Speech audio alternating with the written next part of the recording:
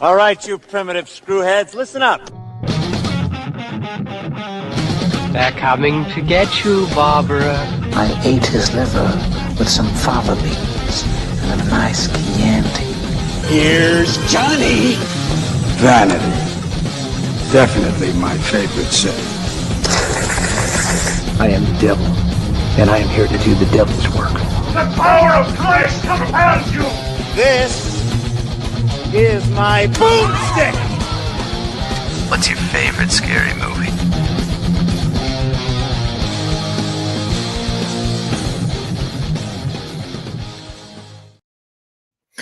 Good evening, and welcome to Shiver, a horror movie podcast. We are your hosts. I'm Daniel Labana. And I'm David Ulloa, and we are here to continue our month-long love affair with Robert Eggers. We started last week with The Witch, and we had nothing but amazing things to say about The Witch, and we will continue next week as well with The Lighthouse. But this week, as we are celebrating the month of and also the week of love, as Valentine's Day will be in 2 short days, we are talking about Nosferatu, which is, if it is anything, it is a love story. It is. And it is also so much more. And so much less than a love story. But love is central to this story.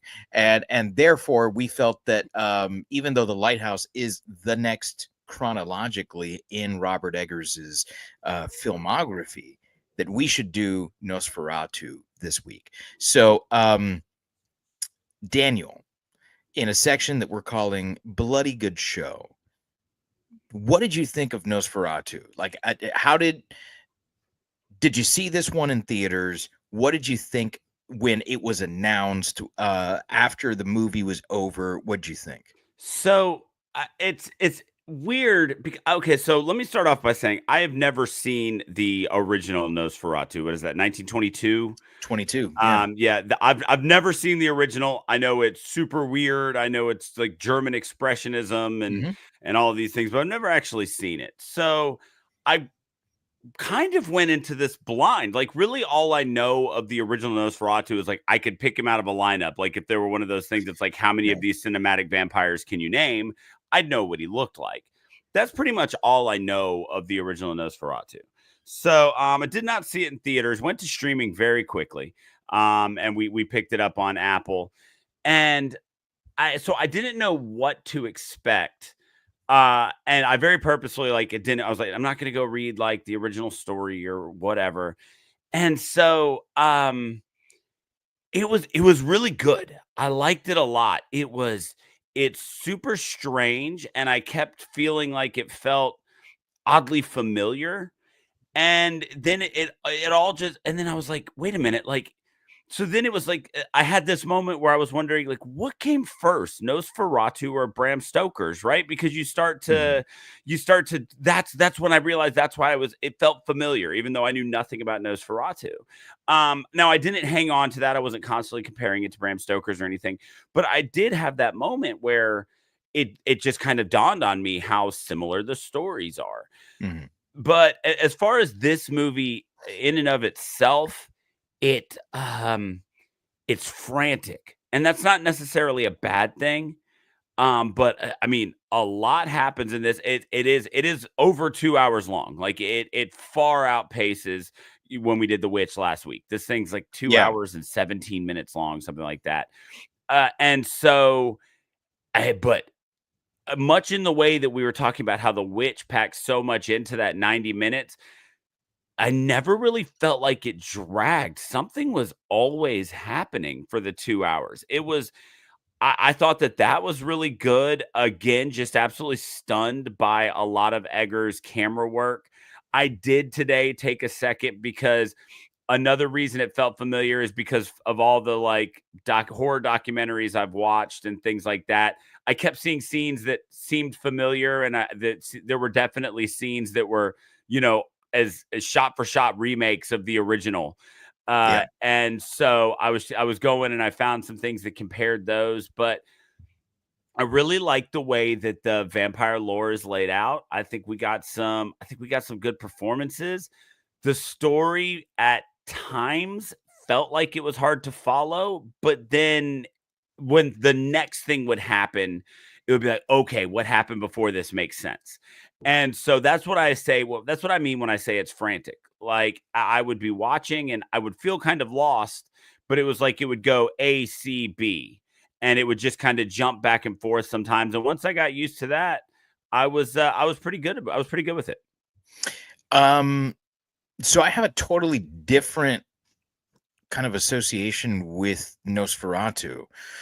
I saw this for the first time in college, and the original, obviously. Right. And I loved it.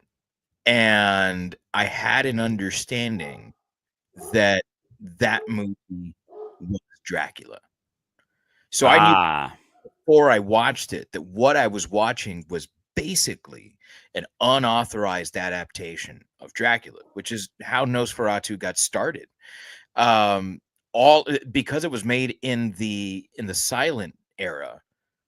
You didn't really know what any of the characters' names were unless you saw a card come up. Right. So when F.W. Murnau makes Nosferatu, it's called Dracula. And after he makes the thing is when he reaches out to the Bram Stoker estate. Stoker has died, but his wife is around. She's like, no, you're not doing this. And he goes, okay, cool. I guess I'm not making Dracula. I'm making something called Nosferatu. And so Count Dracula gets changed to Count Orlok. And, all the characters down that road, they just all get different names, but it's the same exact story. Right. So when you watch the 1978-79 Nosferatu, the Werner Herzog one, it's exactly the same as any other Dracula movie that's coming out at the same time. In fact, there is another one that's coming up with Frank Langella at that exact same time. It's the same fucking story. So when I'm going into Nosferatu now, all I'm expecting is something we haven't gotten in a long, long time, which is a pretty honest adaptation of the original Bram Stoker novel. So, right. So I'm approaching this thing thinking like, man, I'm fucking ready. I'm fucking ready for Dracula. And I think it was an amazing adaptation, both of the original Nosferatu, the way that was envisioned, but also Stoker's novel. I think that Eggers blew it out of the fucking water. You are right in that there are instances in which what comes before seems entirely disconnected from what we're watching. But right. I think that's that sort of that weird sort of frantic quality that you're talking about. I think it's intentional because the characters don't know what's going on. The only person who ever knows exactly what's happening is Count Orlok. He's the only one who knows. And by extent, I always want to call her Mina, but it's Ellen. Right? Ellen/Mina is the only character who ever outside of the vampire knows what's happening in this story. And I thought that it was, for everything that it is supposed to be, it was fantastic. It was amazing. I am going to slob on the knob of this movie the exactly same way that I did The Witch last week. This is going to be you should probably turn your cameras off. This is going to be awful, terrible. how much I'm going to pray at the altar of Robert Eggers. Yeah, it was very, very good. I caught myself being very aware. I caught myself being very I caught myself being very aware of what the lighting, because of like all the to-do we made about The Witch just using natural lighting. So I caught myself being like painfully aware of how scenes were lit and how often it was natural lighting, and when I felt like maybe there was set lighting and some stuff like that. Stuff that watching the movie after having that discussion about Eggers and The Witch, I probably wouldn't have noticed. And so that really I enjoyed the experience of watching it. more because I was looking for that stuff. And so I really did enjoy it. So let's get into the meat of this. By the way, yeah, shout out Greg, Yeah, who's thanks for watching. tuning in, Greg. Said he had to tune in live for Nosferatu. He's been stoked for this one. See what you did there. I love that. Let's get into the story of this thing. We've used this one before, but it just makes sense when you're using movies that tell these stories that have been told. So in a section we're calling Tale as Old as Time, what did you think about the story that Nosferatu presented us? Listen, man, I mean, this story is one of the oldest stories that has ever been committed to film, and one of the oldest stories committed to paper as well. So I love this story. I love the idea of a villain who simply wants love. Right. There's something human about that. I also love that the portrayal of Count Orlok in this is devoid of all humanity, except for the fact that he's madly in love with Ellen. Because there's been other portrayals of Dracula in which he's humanized more, and I really love those because they do help you focus on how, as is usual in a monster movie, man is the real monster. Right. But I like that it's just like, hey, he's a bad dude and fuck him. You know, you got to stop him. That to me, that's a very simple approach to a very simple story. There's a lot of complexity to the original Dracula novel. There's a lot of stuff in between the lines. It's incredibly xenophobic. It's incredibly racist, incredibly sexist, and I think a lot of that is intentional as commentary. I think that Stoker is not often given as much credit as he deserves in how prescient his novel is. This is stripped of almost all of that. Yeah. And it's really just a scary movie. And I fucking love that. I love that because for that social commentary, you can go to the original Universal Monsters Dracula. For that social commentary, you can go to the novel. You can go to the Hammer horror movies. You can go to almost any other version of Dracula, and maybe the most authentic being Bram Stoker's Dracula from '91. It's all there. But this is like, why rehash what's already been done? Eggers is great at reimagining really old and kind of standard tales where it's like, is this taken from one source? No, this is just like all the tales that we know. It's in the public unconscious sort of thing. And he kind of takes all that we know of Count Dracula and puts that into here, what we think of as vampires. And we don't often remember that vampires are seductive. Bela Lugosi was chosen specifically because he was tall, he was handsome, he had this great voice. He was a seducer. But when we think of vampires, we think old, we think ancient, we think of the way that Gary Oldman looks at the beginning. Yeah. We don't think of the super suave, debonair guy that's walking the streets of London. No, we think of the rotting corpse. We think of the old man. And that's what we get here throughout the entire movie. And it's fantastic. It's so good. He gives us the Dracula that we love to hate. Yeah. And I love that in this story, that it's really just, I'm a bad dude and I see something I want and I'm going to fucking take it. And I think that is such a powerful story to tell in today's day and age, when we have these cults of personality that walk around like they own the fucking world, and they'll just take things because they say they do. And who's going to stop them? You? Me? Right. No, man. It takes Willem fucking Dafoe to stop you. And how many Willem Dafoes are there in the world? Just the one. Just the Just the one. And his big ass hog. Yes. Yeah, I love the way that this story plays out. I love that we start off just kind of right in the middle of something that does show that seductive quality that you're talking about. I mean, we're right in that from the very beginning. And then it kind of, so it starts off way high, and then it's like, okay, now, relax, breathe. Here's some normal people who are doing normal things. They got married. He's just trying to get paid so he can take care of his wife and have a family.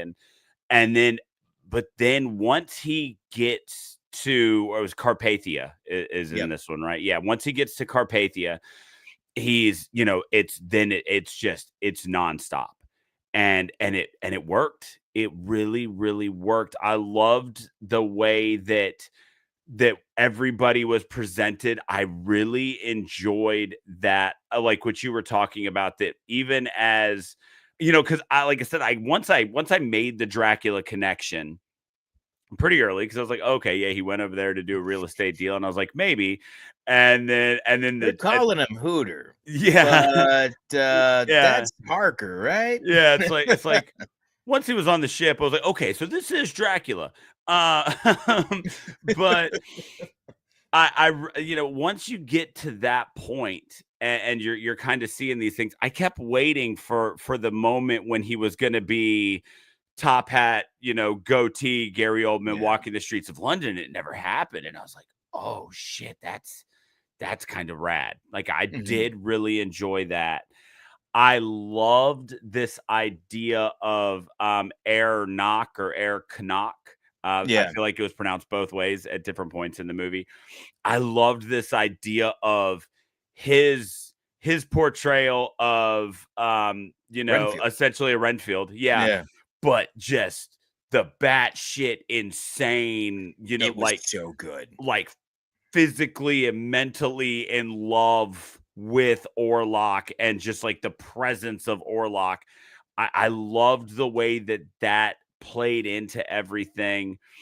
They really did an amazing job of, while I did draw the comparison to Dracula, I wasn't constantly saying, oh, well, it was better. That they kind of did. I like the way they did this in 91 better, because it was definitely different enough that I didn't find myself trying to remember, how did this scene look when, Coppola did it.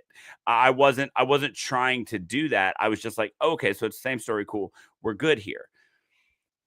Things in this movie really kind of struck in weird ways that you weren't expecting. That moment when what's her name? Ellen Hooter. When she confesses to Nicholas Hoult that Rembrandt, not Rembrandt, scene. who played Renfield in a different movie that we were. Yeah, he did. Yeah.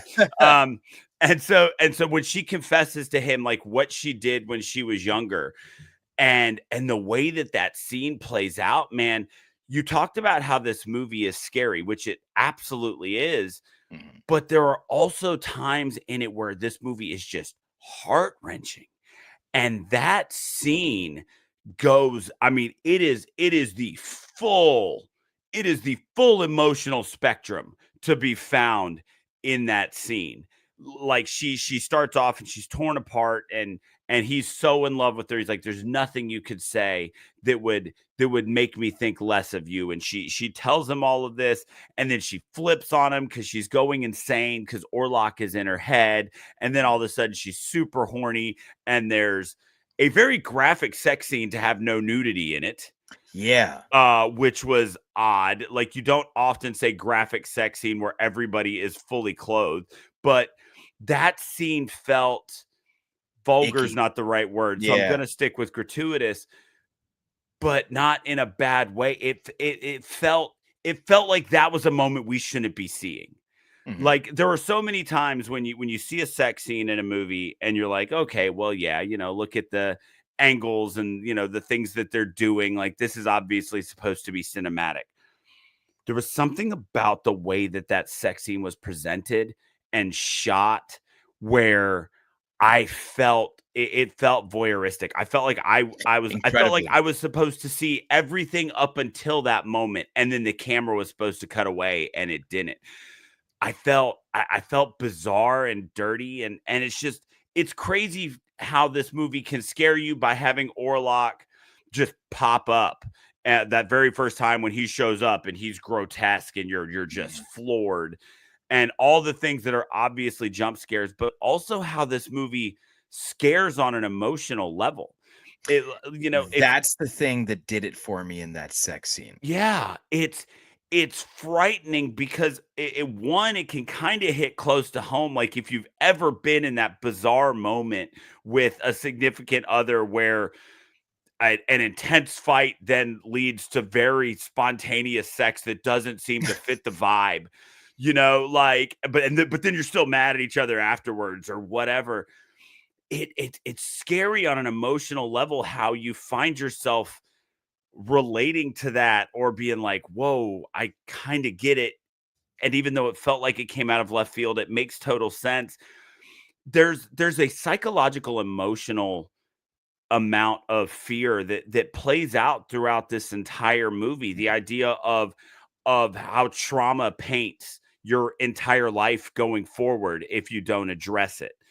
The idea that the social stigma of having to be the provider can be horrific for the people in your life if you fall into the trap of doing things that ultimately don't benefit, that are a detriment to you in all ways except financially. So many of the things in this movie that scared me had nothing to do with Orlok springing up out of his sarcophagus as he caught that pickaxe, which was a dope ass scene. Yeah. And scared the hell out of me. But I was shook to my core by some of the really just bizarre moments that seemed to scare me in this movie. That scene, the sex scene that you mentioned, that's one that for me really tied the movie together. Yeah. So I say that he kind of Eggers kind of threw out a lot of the social commentary that's in Dracula, but that's not entirely true. One of the big underlying themes here is homosexuality, right? This is something that's been a part of Dracula as far back as you can go, right? I mean, who's Dracula target? It's women, right? Right. But he'll target whoever he needs to for survival, right? So he'll target guys like Jonathan Harker, just like Nosferatu, Count Orlok will do the same thing, and he'll target Thomas Hooter. So the movie starts with Thomas rejecting Ellen. Right. And she's trying desperately to get him in bed, to bed him. And he's leaving to go visit a man, right? It's his employer, but over and over again, what does the man do to you? The man fucks you, always. The man always fucks you. He's always looking for another way to fuck you. And you willingly, because you are not the man, you bend over and you take it because you got bills to pay. You got mouths to feed. So he's leaving his wife, his newlywed wife to go get fucked by the man, right? And then when he gets there, what does the man do? He tells him, like, yeah, I'm fucking you, because that dude over there is going to go fuck you. So he's pimping him out, right? When he gets to Carpathia, he is again fucked by the man, but he's fucked by the ultimate man, the ultimate monster, right? And that challenges everything that he knows. The story of Thomas Hooter is the story of a man who is having his sexuality questioned and has no idea what to do with this new thing that's been thrust upon him. Right? Of course, the thrusting is not a penis in this case, Right. but that's what it represents, right? And he comes back, and the only way that he can get it up for his wife is when she is seemingly possessed by Count Orlok. He has to envision the man to lay with his wife. That scene is when I realized, because I thought I was picking up on things here and there, but like I'm such a like a literary analysis guy that I'm like, well, I'm probably reading too much into this thing. And that's when I realized I'm not reading too much into this. Right. Eggers is as brilliant as I think he is, and he's doing this oh so intentionally. It was masterful, absolutely masterful, the way he used the only time that Thomas and Ellen are physical with each other, the only time that Tom and Ellen are intimate with one another, to be not intimate with each other, but to be intimate with the same man. Yeah. It is brutal. It is taxing. It's exhausting to watch that scene because you're like, fuck, it's rape, but it's not rape.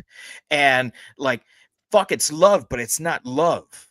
What is this thing that I'm watching? It's so confusing. I have been thinking about that scene and what you say, the way that it's shot, where it's shot from his asshole point. Yeah. Right. And typically in cinema, in photography, what you want to do is you want to put the camera at eye level. If it's a child, you get it way down low. If it's an adult, you get it up at, standard eye level, unless you're filming, the fucking Hobbit or something, and then it's somewhere in between there. But normally, where you're putting that camera. They put the camera right at his brown eye. And that's intentional, because if I were observing two people have sex, where would I be looking? I'd either be from the woman's point of view, where I'm looking at the back of her head, or I'm looking at his asshole. Yeah. And that's exactly what's going on there. This is not an intimate moment. Compare that with any sex scene that has ever been filmed for the purpose of showing two people in love. And it's showing their eyes. We never see their faces. Not until we see what we're looking at right over here behind us, if you're watching live. And then what is it? It's not her face. She's beautiful. But they're showing her with all this gore and all this viscera all over her face. It's not meant to be. This is not a sex scene. It's a scene of enslavement. It's a scene of showing how trauma brings people together but splits them apart. They'll never be whole. Right. Never. What a brilliant scene. Yeah, it was like I said, and everything you say and just kind of being spot on there. It was masterful, and I didn't catch as much, like of the stuff as you did. I'm glad you pointed that out to me. I just kind of had the visceral side of it.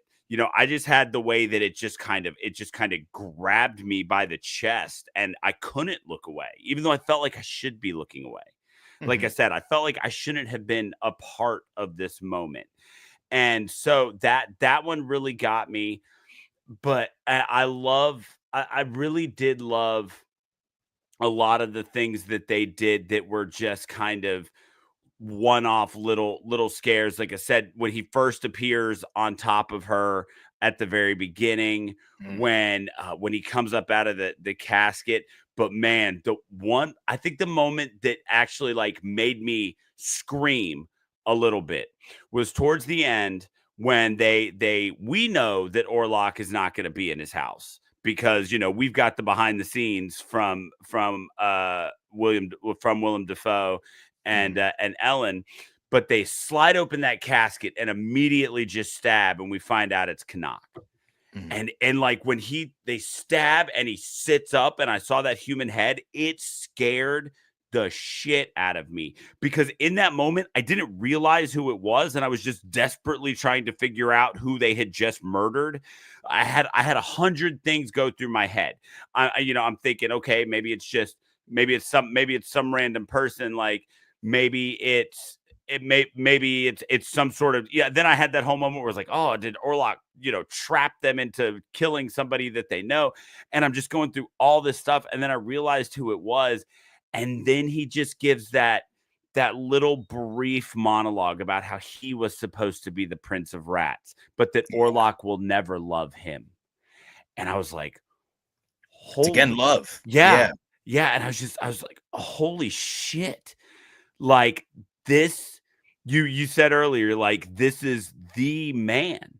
There is an air to Orlok as presented in this movie that has never been achieved, in my experience, by a Dracula or a vampire movie in general. He is presented as a deity. And that moment where this guy, when he realizes that Orlok is never going to love him, he just wants to die. He literally tells them to just to stake him again and to put him out of his misery, because Orlok will never love him.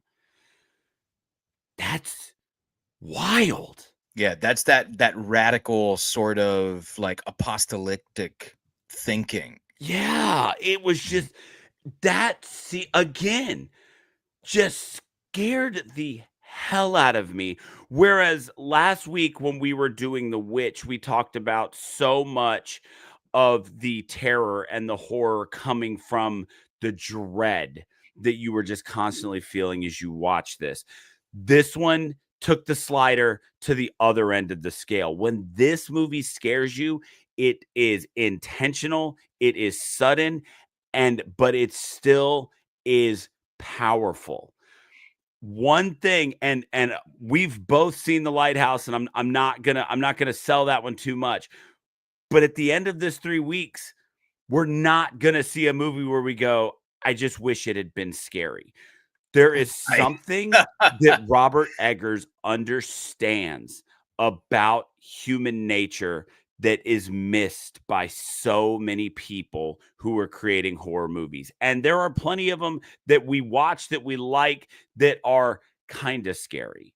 Or sometimes we get one where it's like, it's a horror comedy, or it's this or it's that. Like, it doesn't have to be ridiculously scary to be a good horror movie. Mm-hmm. But holy shit, he's good at making ridiculously good horror movies that are also outrageously scary. Yeah. And in vastly different ways. I mean, like I said, at the end of this 3 weeks, we are going to talk about 3 very, very different types of being scared. This is the one that is in your face. Everything that I'm presenting you should fucking scare you. You should be scared because I just made a hideous vampire materialize out of nothing and then disappear just as quickly. You should be scared because this guy can reach his hand out over a city and just his shadow makes people scream. You should be afraid of the fact that this guy can kill your wife and kids because from afar, he made sure you're unable to wake up. Damn, man. This was next level scary in a very different way, but this is as scared as I've been since the first time that I watched Hereditary. Just every single thing about this movie terrified me, and I was not expecting that. But that's because everything I know of the original Nosferatu is goofy takes on it, or people, doing a one-off on that one scene, or that, you get that one clip of him like spinning around and then disappearing in the sunlight. I've only seen these things that, because it is this expressionist silent film at that now 100 years later are mad goofy. Right. And so the whole time I'm watching, I kept expecting it to be kind of goofy. And Eggers seems to understand what the point of the original was when you take out the 100 years of cinematic development that makes looking back on it seem silly. He understood the core of what that story was and why 100 years ago it was scary, even though so much of it seems so silly these days. And that's something that I can't wrap my head around, because there is no possible way. If I had watched the 1922 Nosferatu 100 times, there is no way that I would have been able to pull this sort of horror out of something made at a very different time in a very different place. It is astounding what he did with this movie. You mentioned something that I think is really, really important there at the end. 100 years of cinematic history. And I think that what a lot of people miss is that when a movie has been done and done well, it doesn't mean that you should remake that movie every 5 years, every 10 years, or whatever it is, right? We see this all the time when it comes to comedies. Horror, every genre has this thing, right? Like I always go back to like action movies and like Die Hard, right? Like Die Hard was this revolutionary action movie, and it was like, okay, well, let's do Die Hard on a submarine, right? Let's do Die Hard on a plane. Let's do Die Hard on this, Die Hard on that, right? And the same thing happens with horror movies. It's like, oh yeah, well let's do Halloween in Christmas. So let's do Halloween and on Valentine's Day. Let's do Halloween on all this stuff. When you have something that really fucking works and it hasn't been done in 100 years, there was one in the 70s, so I'm not taking anything away from that one, but you've got Nosferatu 1922, you've got 102 years in between. This is the kind of movie that needs to be remade. Not fucking Smile. All right. I love Smile, but don't remake Smile. You know, something like Happy Death Day to You. That shit was fucking awesome. And it was totally different. But I'm not ready. I'm not ready for the next one of that. Right. Because that was great. Do fucking original. Do something new. Or go back to what we know works.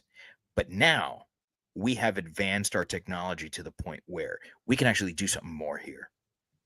And that's what this is. It starts with the very first scene.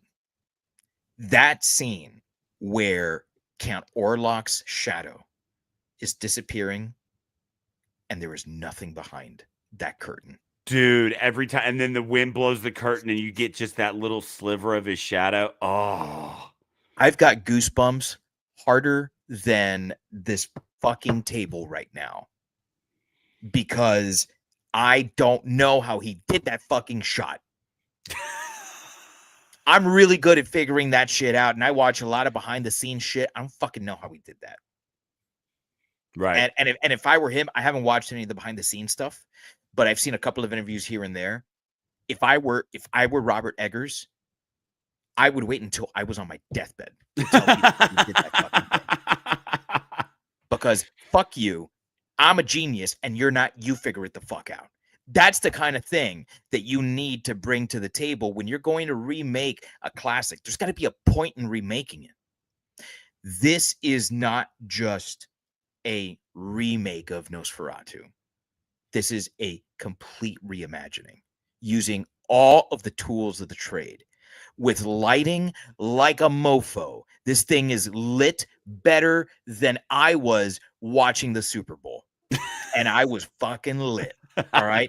This thing is one of the best examples of modern German expressionism that I've ever fucking seen. And I've seen some weird, wacky shit, man. This is fucking awesome. From start to finish, this thing is a masterpiece. And I'm going to keep saying that. I think Eggers continues to be like, what did I do last time? How do I top that? And I'm not saying that he's ever topped himself either, because I think a lot of this is personal preference. And this is not my favorite movie of his, but it's a fucking masterpiece. This is a masterclass in lighting, in cinematography, in camera work, in fucking miniatures. This is a masterpiece in acting. This is a masterpiece in scores, in movie scores. What the fuck? The sense of dread throughout this entire movie is wild. And I'm just seeing now this comment from Greg. This is why your podcast is so damn good. Thank you. I'm not sure what this is. I'm pretty sure it's when we were talking about the sex scene and your detailed breakdown of how it's purposefully shot. Ah, gotcha. So thank you for that, Greg. Man, we could keep going on and on about this story, but we'll be here until like 3:00 in the morning. Yeah, if we keep going. So that brings us to the next category, which, if you're a longtime fan of the show, you know where we're going after story. It's characters, and I wanted to come up with something better than classic characters, but really, I think this kind of defines what these characters are, because really it doesn't get any more classic than this when it comes to horror. So, Daniel, which character you got to talk about one first? Okay, who's it gonna be? I've got to talk about one first, and I mean, yeah, you can go a lot of ways with this, but I am going to go with Aaron Taylor Johnson as Friedrich Harding. First off, we are equal opportunity being attracted to people on this show, and Aaron Taylor Johnson is a next level attractive human being. Oh yeah. I am normally very anti mustache. He can have it. You win. Now I love the character of Harding because we get the wildest and steepest character development arc from him that I think we get from anybody else in the movie. What we get out of him, where he starts off as just this, very successful, I think he said he's a boatman, right? So he seems to do something at the docks, but he's very, very successful at it. Has a very nice house. He's given his buddy a loan at one point, and he's telling him not to worry about paying him back and all this. And he's just the best friend ever. It's like, yeah, no, come to my house. You gotta drink this. It's super old. Like, I'm not giving you a choice. You're gonna indulge with me. We're gonna have a good time. I'm super happy for you. Oh yeah, you're leaving for weeks. Yeah, I'll take care of your wife, and not in any sort of sexual innuendo way. She can just stay with us, and she's gonna be a member of our family right now. He starts off as just the best dude ever. And he never devolves from being the best dude ever. We just see that idea of everybody has a plan until you get punched in the mouth. Yes. He never stops being a good guy, even though he eventually throws them out of his house. He gets, he kind of goes nuts with it, and he's trying to isolate his family. He's trying to get them out of this tiny town that has now been overrun by plague, regardless of the quarantine. He's visiting crazy doctors because he promised his buddy that he's going to take care of his wife while he's gone. And I kept waiting for that really stereotypical moment where, when she kept pushing him, when Ellen is losing her mind, and she starts just twisting every little thing he's done. And yes, he tied her up, but the doctor recommended it. He was trying to keep her from killing herself by sleepwalking. She brings up everything he's done and twists it into something negative that he's done. I kept waiting for that really tropey moment where it was like, good guy gets pushed too far and ends up slapping the woman because she ran her mouth too much.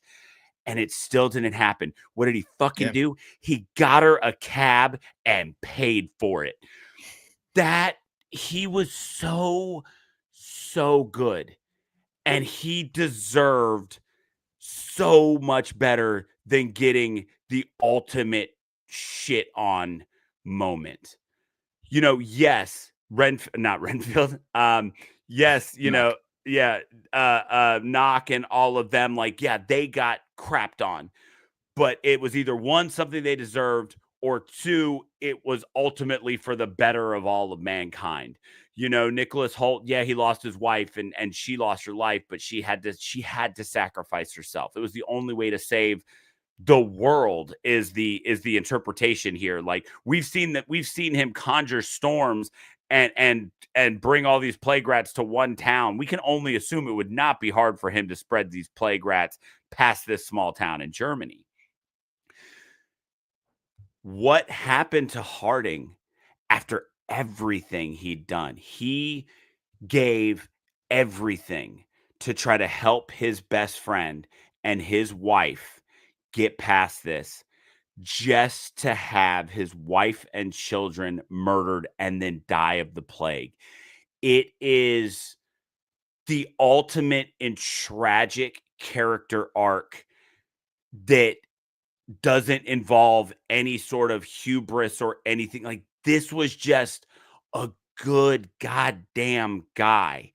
And so when you look at the way that his story progresses, you end up with this additional little commentary of the idea that no one is safe from pure evil, which is what Orlok is constantly presented as. And you could be living the best life ever and still absolutely get kicked in the dick until there's nothing left.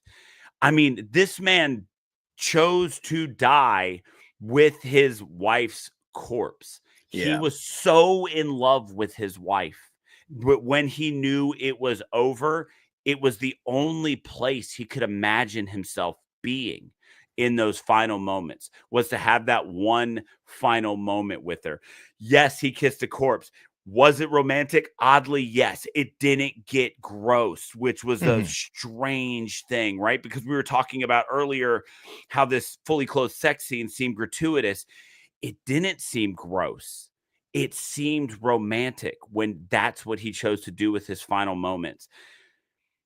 The way that Harding was presented here was it was devastating. It was absolutely devastating to watch this guy do everything right and still not win.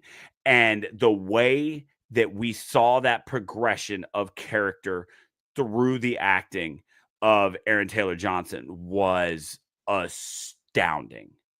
You hit the nail on the head there. I don't have really anything to add. What I will say is it was perfect. He was fantastic, and that's not just as you say, me looking at him and saying like, man, I wish I were you. Right. Or your boyfriend, whatever, just just your paramour. Let me use the word paramour. I wish I was your partner, your paramour. Yeah. Like he is in a lot of ways the only practical character in this movie. He's the only person that approaches the problems that people have pragmatically. Everyone else is like, Ellen's talking about this crazy guy that she had this love affair with when she was a child, who she's never met before. Right. Thomas is off in Carpathia having the crisis of sexuality of a man that should have had this in college, but because he's living at the turn of the century, it's happening now, right? Canuck is desperately in love with a god. And I always want to call him Van Helsing. It's not Van Helsing. It's Eberhard von Franz. Is Eberhard von Franz, and it's Willem Dafoe, and he's as fucking crazy as he's ever been. The only character who makes a shred of logic or sense is him. He's the only guy. It's only ever Friedrich, and he does such a great job at being this impossibly handsome, impossibly nice guy who also happens to be the smartest guy in the room. Yeah. Why is he the only one who Always. thinks logically?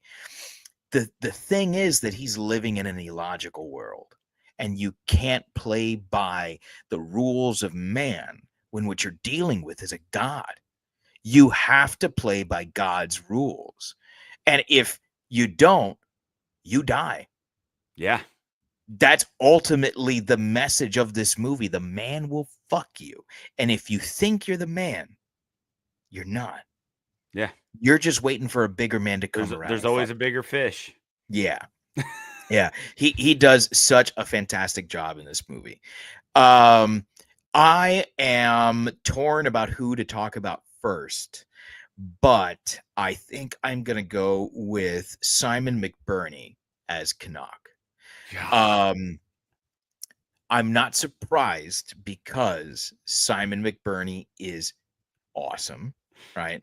But on top of him being awesome, he is also playing, I think, one of the best written characters in literature, because his analog in Dracula is Renfield, right? And Renfield / Canuck is such an amazing character, such a complex character. And it's not an easy one to play because you can't seem totally crazy. Right. You can't seem totally crazy. You have to seem like you understand that you sound crazy, but that it's only because other people don't know the truth. That's a really tight balancing act that you have to do there. And he manages to do it deftly.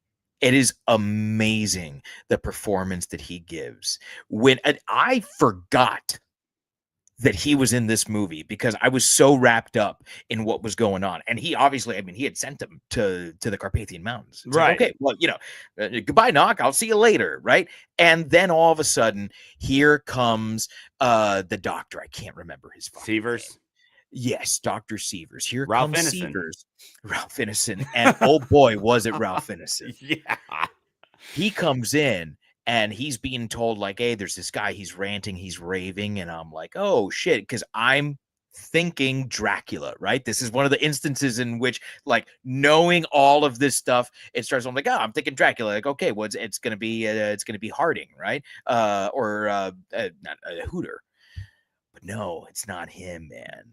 Because Hooter, Harker is not this role here. This is Renfield, right? And wow, man, his introduction as the indoctrinated Canuck, where he bites the head off the rat. Oh my God, what a fucking scene.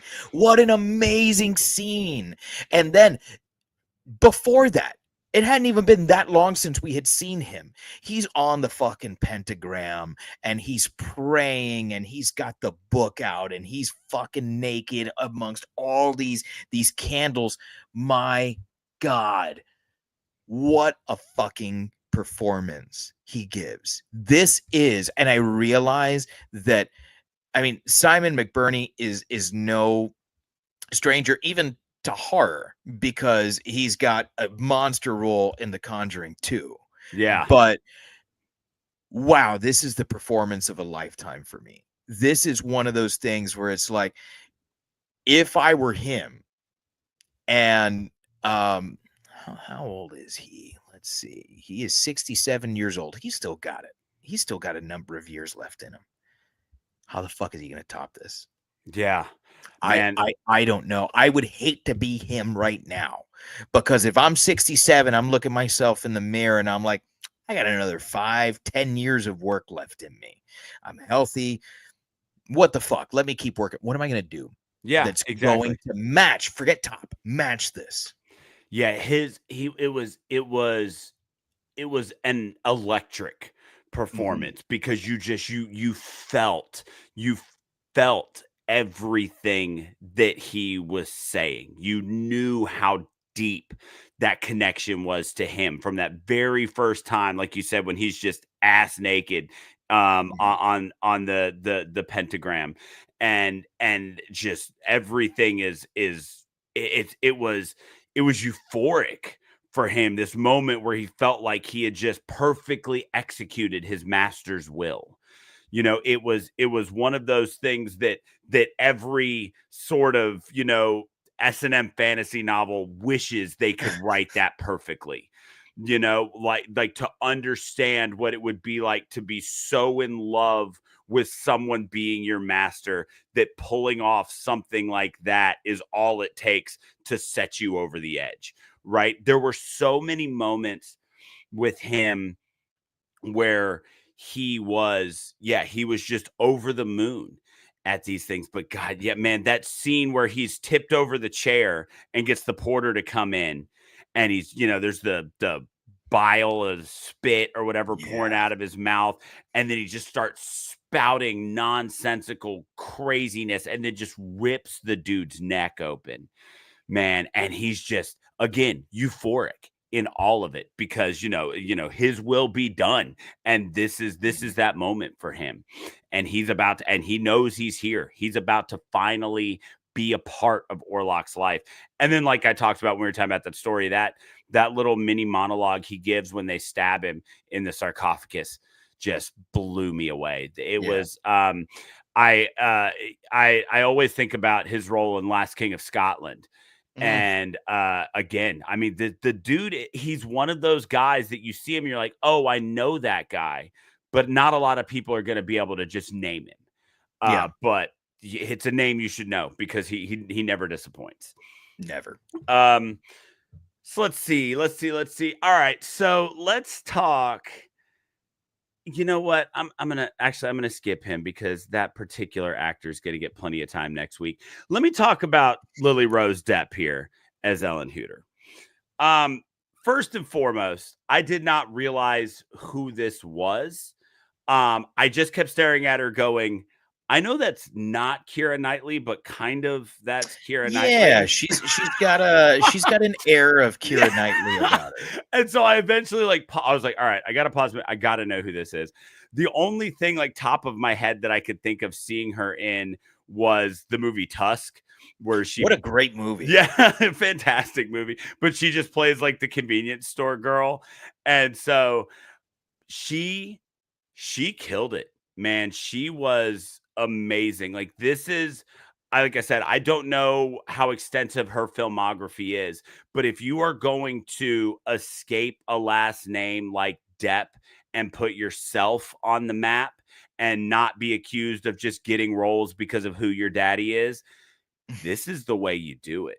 Yeah. You go out there and you present and show everybody that you can act as like 3 different people in one movie, because we get frail, just housewife, complete babe in the woods Ellen, who can't even take care of herself because her husband's going to be gone for 6 weeks. And we get insane, sleepwalking under the spell of Orlok Ellen. And then we get the super badass accepts her fate and just nails it. And every single turn of what her character had to be, it never felt like she was just doing something different because the story said that that's what she had to do. She became another version of Ellen Hooter. She was incredible. I was very, very pleased with that, because I mean there were plenty of times where somebody who is just an okay actor gets roles because of what their name is. There are plenty of there's a lot of nepotism in Hollywood that's not a hot take. Everybody knows that. But this is the movie that I think, if she goes on to have a long and illustrious career, I hope that this is the movie that people pinpoint as the moment that she showed everybody that she's not just a Depp, so she got this role. She's an incredible actress. That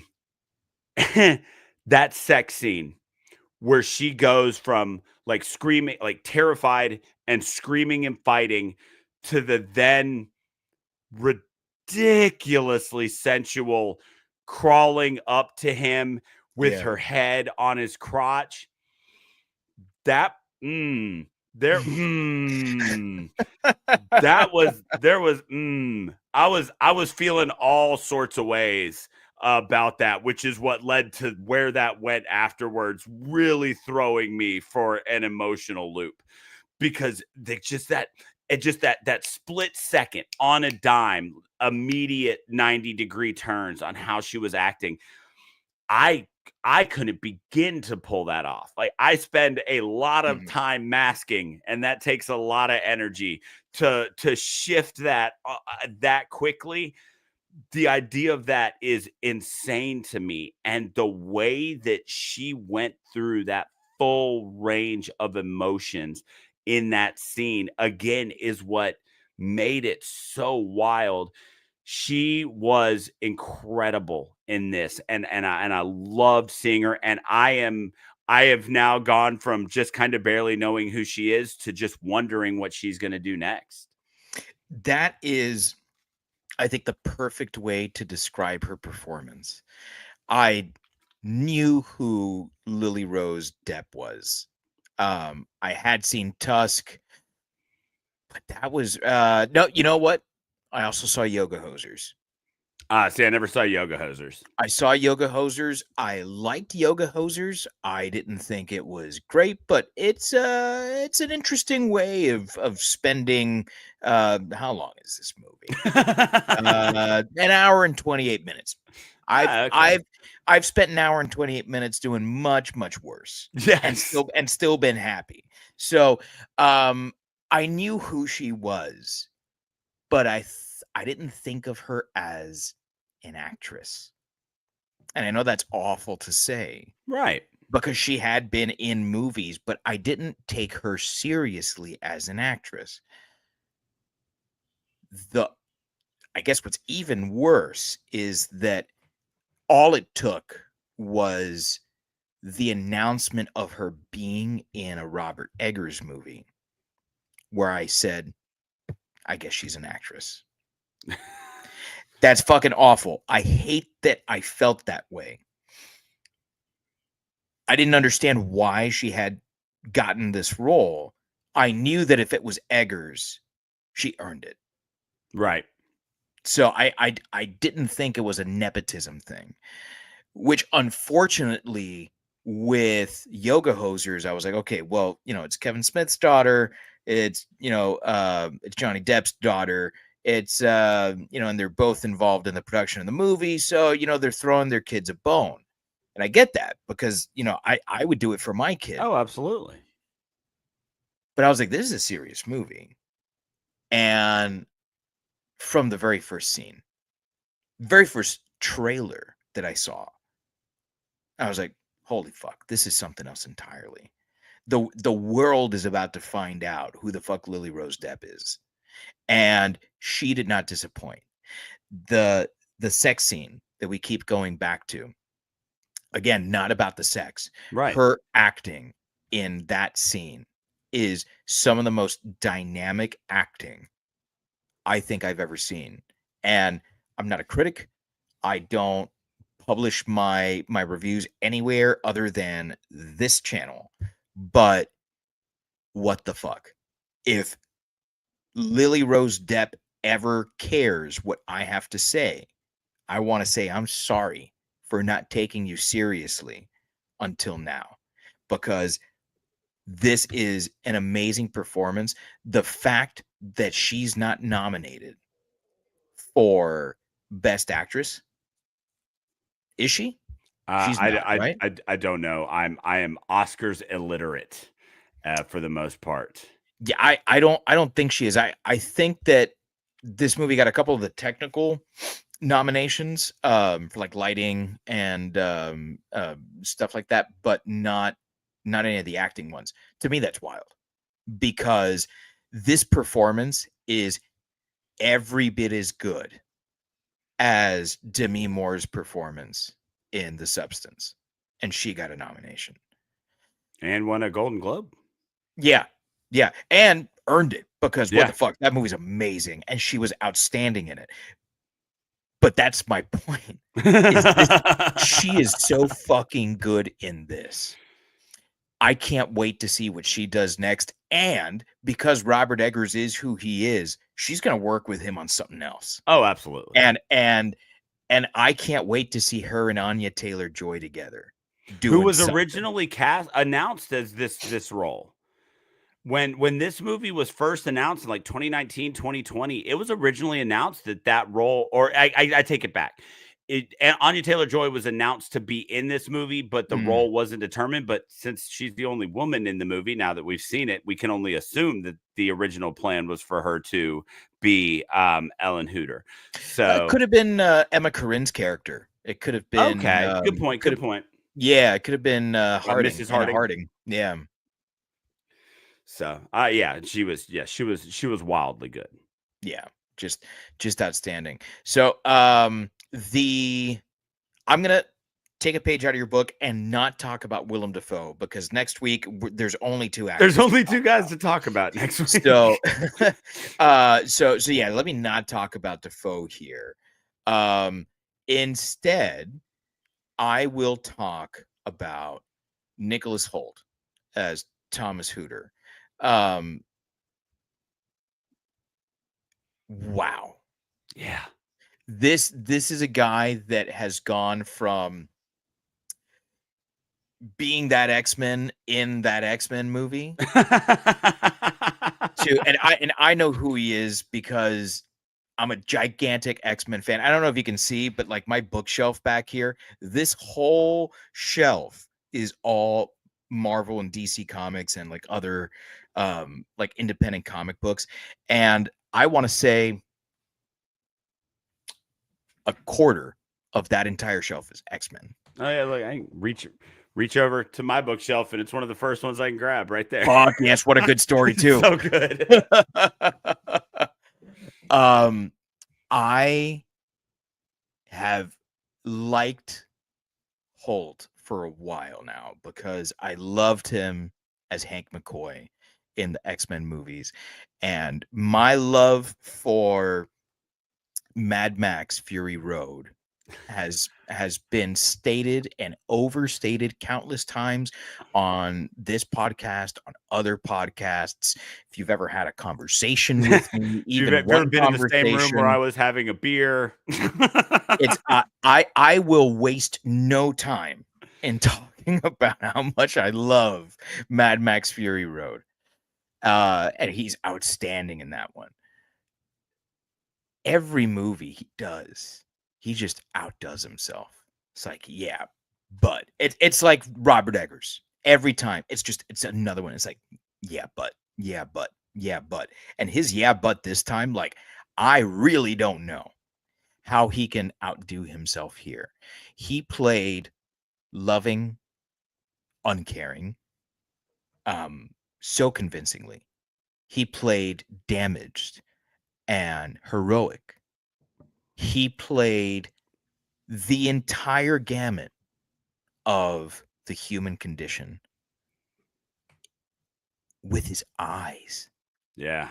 What the fuck? When he sits down at the table with Orlok for the first time.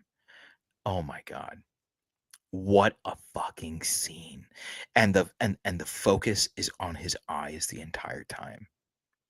I felt horrified the entire time simply because I was in communion with him through his eyes.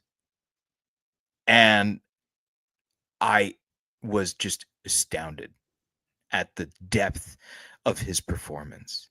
The way that he allows himself to be manhandled by these guys that are way more powerful than him, these guys that he aspires to be. I saw a little bit of myself in there because I think everyone sees a little bit of themselves in that. We all want to be successful. We all want to be not have to think about where the next paycheck is coming from. That's normal. And he plays that really, really well. But he also plays it without seeming like a worm most of the time. He just comes off as human. And it's very easy to seem like a worm when you're Yeah. playing a character like that. And that never happens with him. He always just seems human, like someone who's fallen into the trap of the rat race, literally in this case. It is an amazing, nuanced performance. And I saw this for the first time on Monday, but I've been hoping that I can rewatch it before tonight, which wasn't able to happen. And we have The Lighthouse coming up next week. I'm still thinking, when am I going to rewatch this thing? Because I need to get more of his performance in there. All the other actors that we've talked about as well, and the ones we haven't talked about, because we haven't really talked about Emma Curran as Anna Harding, and she was outstanding too. Right. But and another X-Man. Yes. But wow, man, this performance was just wild. For me, it was the second night with Orlok, the one That is the where better one. the second night with Orlok, where he's, he signs the thing that he can't read and all that, the language of my forefathers and what have you. But after he does all that, and God, man, and I'm just now kind of putting this together because of everything that you've presented me with about this idea of him getting raped by just getting assaulted by these more powerful men in his life. After he signs that contract that we later find out, nullified his marriage, and Orlok's like, okay, yeah, go to bed. And he's standing there almost crying, just quivering, just his entire body shaking, trying to explain that he doesn't feel good. He just wants to go home. Like, he's been having these nightmares. Nothing's going his way. And he's so weak in that moment. And like I said, now that you've drawn these comparisons for me about how he was assaulted by these people, it's so insane, because he seems like he's right on the verge of tears and he just wants to go home, and the dude that just did this to him is still in control. But there's this shot of Orlok starting to walk away, and he's trying to explain how he's got these letters that he needs to mail, and he doesn't feel good, and he's having these weird dreams, and he's just got to go. And Orlok is walking away from him, just completely ignoring everything he's saying. There's like 3 candles lit, and really the only thing that we can see is this amazing performance that Nicholas Hoult is giving us right there. Yeah. And I just, God, man, he was so damn. So there are they're so damn good. There are 3 X-Men in this movie. Because wasn't oh yeah, he's Quicksilver. Yeah, Aaron Taylor Johnson's Quicksilver. Fantastic. Yeah, I was like, I was just like that occurred. Welcome to what the inside of my head is like. While speaking a sentence, I had a thought and wasn't able to stop the new one from coming out. So there is another character that I am desperate to talk about, and it's going to take us into our next section that we're calling Count Orlok, because you don't need anything to make Count Orlok seem more grandiose than he is. You've got to just call a spade, and this section is called Count Orlok.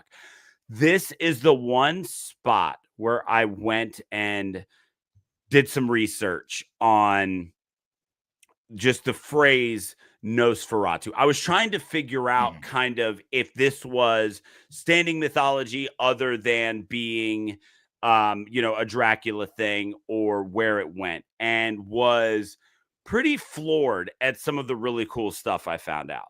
So in the original Nosferatu, they actually gave him a demonic background, like not just calling him a demon. Like there's a bloodline, there's a lineage there in the fact that he's a creation of Belial, who is a demon of pestilence. So then creating Orlok, who then uses plague rats to get what he wants, is an amazing little thing. The documents that are written there were originally presented as Enochian, the language of the angels, and so they did a great job of melding real things with creating this new idea of what the Nosferatu is. Because that was one thing that caught me off guard. Like I just thought the dude's name was Nosferatu. Right. Like I had heard Count Orlok before, but never really just quite made the connection. So loved the real quick mythology that was built into it there. Now, just what's in the movie, and we talked about him a lot when we were doing story because it's his story. But this guy, this vampire, he's a god, and we keep saying it. You can't, no matter what your background is in vampires, from if all you know is Twilight vampires, if all you know is Dracula, no matter what your background is in vampires, there is nothing that can prepare you for the type of vampire that Orlok is. There are plenty of times on this podcast where we refer to things as evil. There are far less times where we refer to something as pure evil, nothing but evil. Your Michael Myers, your Mirror and Oculus, these things that solely exist to sow chaos in the world and to create havoc and do whatever they want to do. And that's Orlok, man. He's so unredeeming that you can't even find a sliver of humanity in the fact that he just wants love. Which, when you watch Coppola's Dracula, you find those moments where you do empathize with Dracula. Right. You watch these things where you find those shreds of humanity of what they might have been before they were turned. We're never given that with Orlok. We are just given something that is chaos and evil incarnate, to the point that his need for love doesn't come across as something that you can relate to on a humanity level. It just comes across as dickishly selfish. Just that nothing's going to get in his way and he will have his girl. The fact that he just wants love because of everything that goes into getting it just plays into this idea that he's just evil and terrifying to boot. The evil thing is what I think he did really, really well here. And I think if I were to say who is Dracula, right? Because that's what this character is supposed to be, right? Name an actor. Who would you name? I either Bela Lugosi or Gary Oldman, depending on the day. Okay. I would say there's a third that most horror fans would probably name, which is Christopher Lee. Christopher Lee, yeah. But those three, like those are the fucking the pillars of classic vampire, right? And I think each one has their claim, as I think Max Schreck does for the original Count Orlok. I just think most people haven't actually seen that movie. Right. I have. It's great for what it is, but you have to be a fan of silent films. If you're not, it's interminable because it's long. It's long for a silent film. It's very good for a silent film as well. But if you're not into it, you're not into it. I would not tell most people watch it. If I was going to put on a silent horror movie, I'd go with The Cabinet of Dr. Caligari, and I'd say watch this thing because that is more. I think it's even better German expressionism. Right. Anyway, Skarsgård advances Dracula / Count Orlok in a way that I think hasn't been done since Gary Oldman. And there's been guys that have played Dracula / Count Orlok since then. And it is amazing. There's one big thing to take it back to the evil thing that you were saying that goes back to the sexuality of this character. And that's the fact that he's got a cock. I think I seen it. I seen it. It is integral to the story, I think. And I think there's so many jokes that have been said about vampire dicks in the last couple of months since this movie's come out. In fact, I saw the fucking vampire cock before I saw the movie. Correct. Me too. And it is so important for us to see this thing. It is not about love for him. Right. And I think that's one of the things that he does so well here. It's never been about love. I think when you watch the original Nosferatu, you can make an argument that it's about love. Bela Lugosi, Christopher Lee, there's always a love there. There's also always lust when it comes to Dracula. But love is there. It's the thing that he's missing, right? And I think it's integral to the original story too, right? I've traveled oceans of time for you. What a great line. And if that's not love, I don't know what is. Of course, all the other stuff is, largely rapey, but that line, taken out of context, is beautiful, right? So if we see the vampire cock, it makes everything else that we've been talking about with the character of how oppressive he is, how molesty he is in this movie, so much more present, because it's not about the love for him. It's about power. It's about control. It's about being the man, right? And what is it that marks a man? It's his fucking unit. And that's put on full display. The moment that he stands up in the dark and he's got his giant vampire cock right in Thomas's face, that is the moment that you're like, this is not a man. And you're looking at what anatomically makes him a man. But the fact that he is marked as a man makes him so much more the monster here.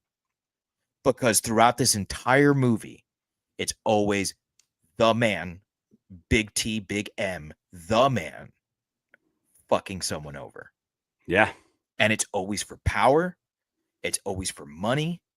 It's this trickle down thing.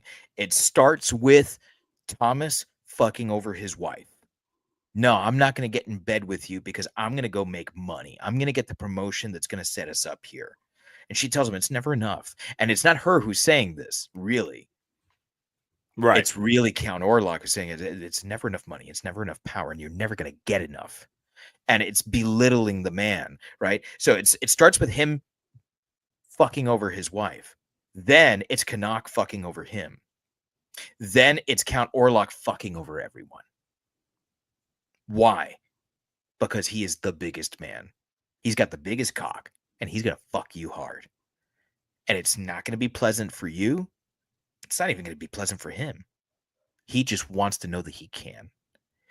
I fucking love the portrayal of Orlok here because he is at once more human and more monstrous for the entirety of it, the physicality of it, and the very acting of it, like what is integral to him, that being devoid of love makes him scarier here than in times where it's like, shit, I wouldn't want this guy falling in love with my wife. No, that's not what's happening here.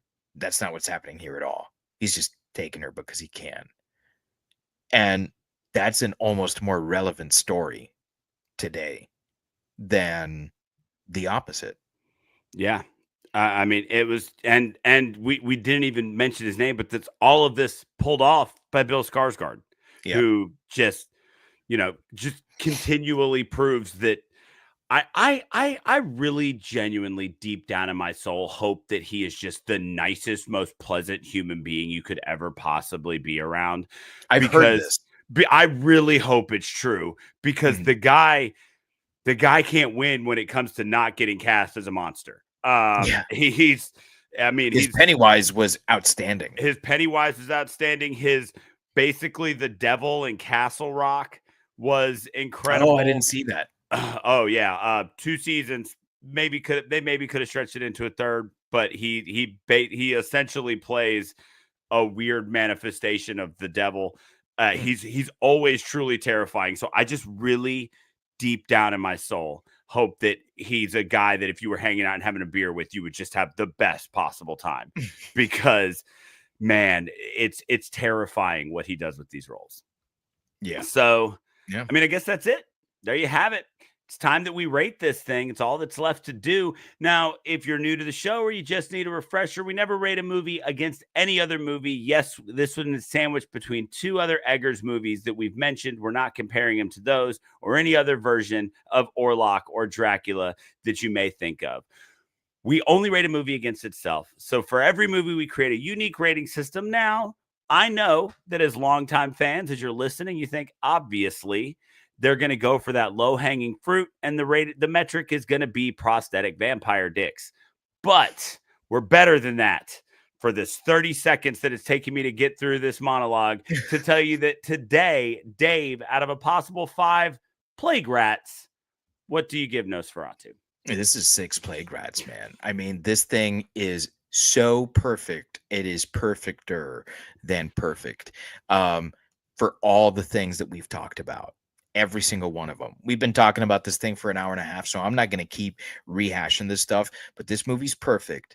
And even though cinema is art and art is subjective, if you don't like this movie, there's something wrong with you. I'm just going to go ahead and say that, and you can think you're right and I'm wrong, and that's fine. But you are definitely wrong. This movie's absolutely perfect. This movie is, yes, art is subjective. This movie is objectively perfect.